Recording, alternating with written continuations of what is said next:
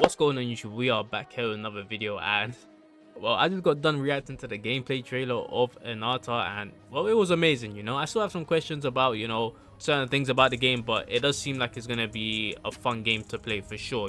Big ass open world. It seems like it's gonna be super interactive, which is one thing I've been calling for in a lot of these. Well, I know this ain't a gacha anymore, but in the typical open world gacha games, it felt like you could do stuff in the open world, but it didn't really feel like alive or really interactive.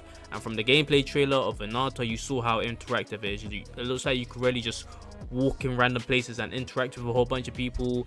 It seems like the buildings and stuff are going to be interactive, like you're really going to be able to go in there. It seems like it's going to have a lot of mini games in the open world: basketball, volleyball, arresting people. It seems like the whole world got a lot going on in Ananta, which I feel like is really dope. But the biggest thing is that we're here to talk about is Ananta ain't gonna have any gacha in it, which is surprising, because I'm pretty sure I don't know if it was ever touted out to be a gacha game, but I guess it kind of just had that feeling that it was. But yeah, apparently it's gonna have a no gacha. As you can see right here, if you play, you can get all the playable characters, which I was kind of thinking that was the case when I was watching the gameplay trailer, because I was asking, like, is this even gacha? Because just the way how it was, like, it seemed, how it looked, the way how the game was being played, it didn't really feel like a gacha game. The way how you was able to just switch to characters. It's not like it had like some summon UI and stuff like that, or the typical character switch method that you have in gacha games. It didn't have any of that, so I was always questioning it. But now I have answers to my questions, and there's not going to be any gacha. I believe the way how they're going to try to monetize their game are going to be like through skins and stuff, and you being able to just buy stuff to make your characters look better, cooler. Same with your houses and vehicles, which is definitely an interesting route. Is it gonna work? We're gonna have to wait and see. This is not the first game to do it now. It's also Duet Night Abyss has done this as well. Duet Night Abyss took out their gacha, so it's gonna be interesting to see what Ananta and Duet Night Abyss financially do, and how much they make, basically, considering they're taking away from their gacha formula. Because I feel like if it does work, we might see some games that were gonna be gacha, or just anime like gacha games that are just gonna have no gacha in it. And if it don't work out, then well, that's gonna suck. But we're gonna have to wait and see. But yeah, this is definitely insane in my opinion. It's just that I don't know, this is like a new wave now, right? This we're going into like a new era if it works out, though.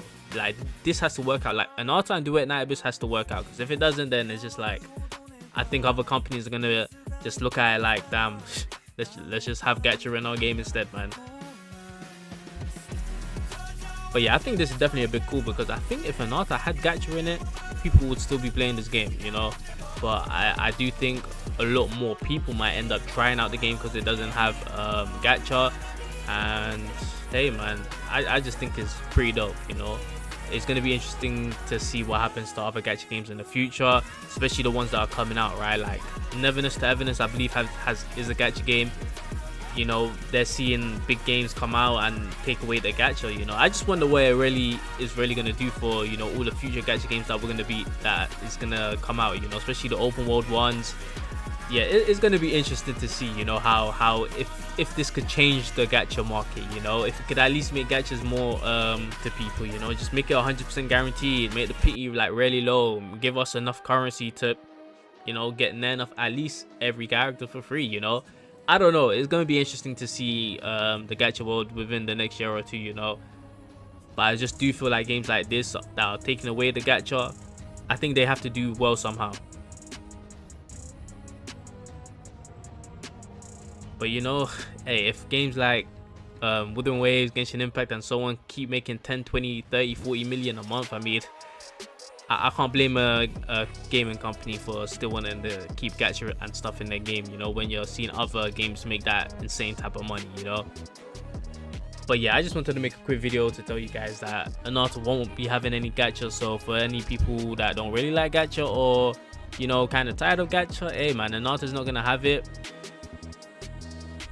So I know there's gonna definitely be a lot of people that really like that, but yeah, this is kind of insane. I just did not expect this, but when I was watching the gameplay trailer, I kind of had my thoughts that it didn't really feel gacha like. But look, that's gonna be it from me. Hope y'all enjoyed it. Like, subscribe, and up. I'll catch y'all in the next one. I'm out.